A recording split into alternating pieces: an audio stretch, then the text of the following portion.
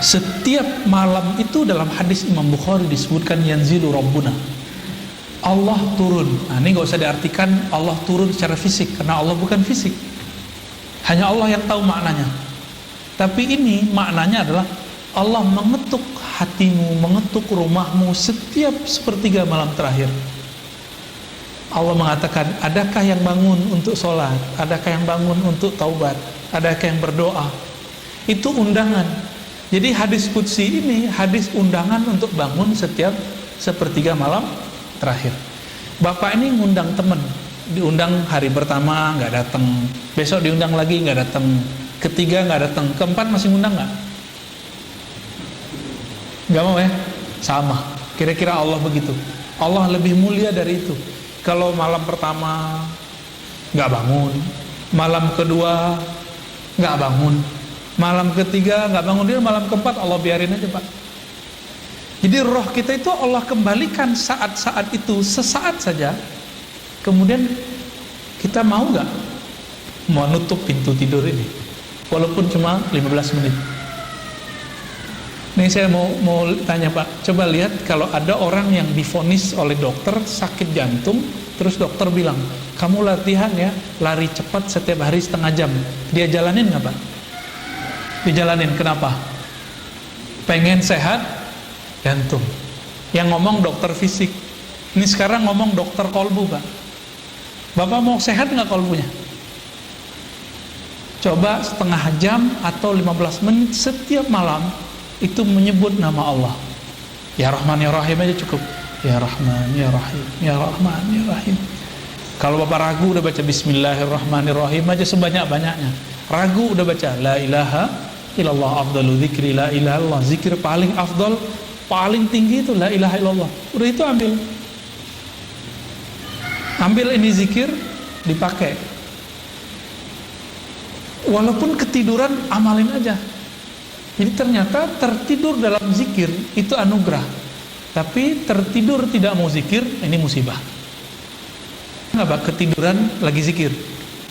Nanti kalau mimpi, itu mimpinya enak-enak biasanya.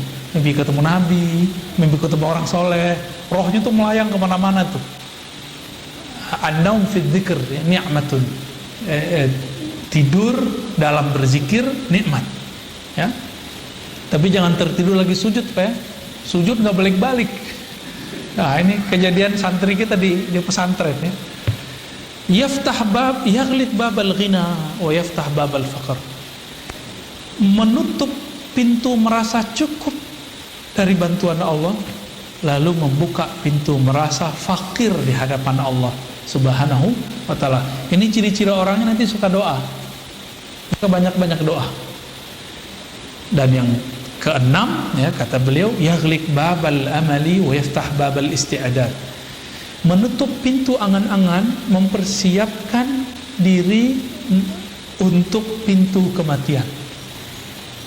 Jadi apa yang membuat kita takut mati Pak?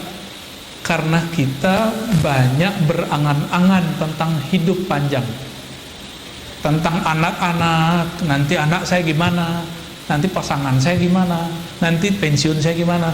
Nah ini yang bikin orang stres nih. Namanya al-amal pakai hamzah. Bedanya dengan satu lagi pakai ain, al-amal pakai ain. Ya. Jadi apa yang kita lakukan? Gak usah banyak retorika, bersiap saja untuk menghadapi kematian. Ini kan kita nggak tahu Pak, hari ini masih duduk, siang nanti mungkin ada yang dijemput Allah, besok atau besok lagi, tahun depan, tahun berikutnya, kita nggak ada yang tahu. Kalaupun Allah ambil, semoga husnul khatimah ya, ditutup dengan tutup yang baik. Semoga ini bekal kita. Al-Habib Zain bin Smith itu nulis kitab akidah judulnya Bahjatut Talibin.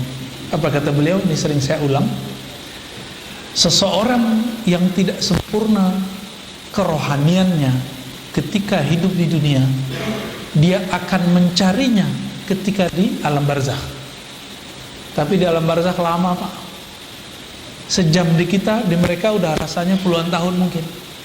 Jadi mumpung masih di sini, kalau ada majelis kajian yang mengantarkan kita kepada pengenalan kepada Allah, ya duduk bersama mereka.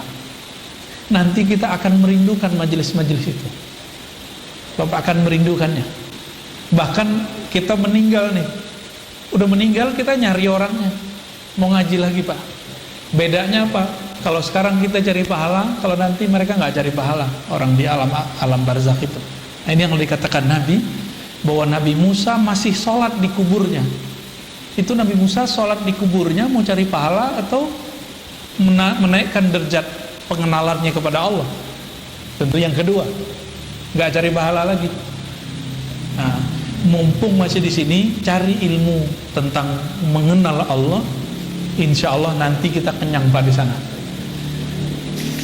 Ini masih banyak, tapi saya rasa cukup dulu. Disimpulkan oleh beliau di belakang ya. Kalau ingin berlatih mujahadah, coba dilihat diri kita. Jika orang kaya selain dari tahajud dan biasa yang lain, zikir, maka latihan mujahadahnya adalah berbagi.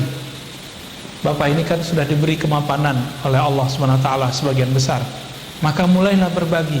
Berbagi ke keluarga, ke tetangga, atau orang di luar komplek kita.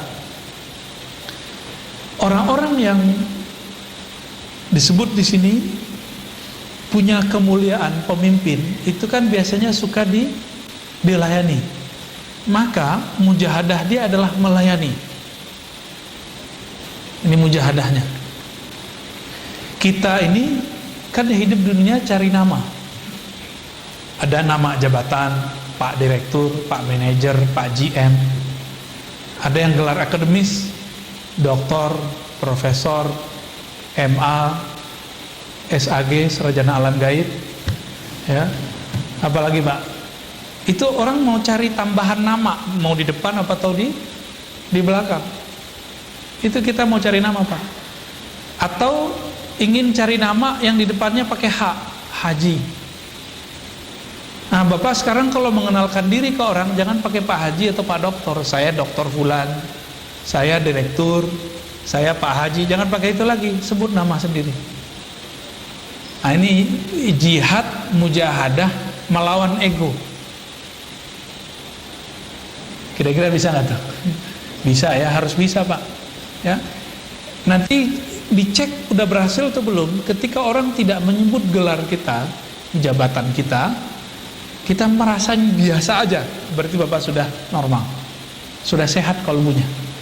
Ya, tapi kalau nggak disebut embel-embel Pak Haji, Pak Doktor, Pak Direktur, Pak RT, Pak RW, apalagi Pak Ustadz, ya, atau apapun, berarti belum beres di kalbunya. Nabi Muhammad oleh orang Badui dipanggil apa? Ya Muhammad. Enggak panggil ya Rasulullah. Marah beliau? Enggak. Beliau udah cukup. Ya saya Muhammad, apa salahnya? Ya, terlahir dengan nama Muhammad. Jadi Nabi nggak tersinggung Pak dipanggil Muhammad oleh orang Badui. Nah, kita kan sering tersinggung, siapa lu gitu ya, siapa kamu? Ini bagian dari mujahadah yang ringkas untuk zaman sekarang. Kalau Bapak masih riwuh, tidak sanggup mujahadah ngurangin tidur, coba di situ. Semoga kajian ini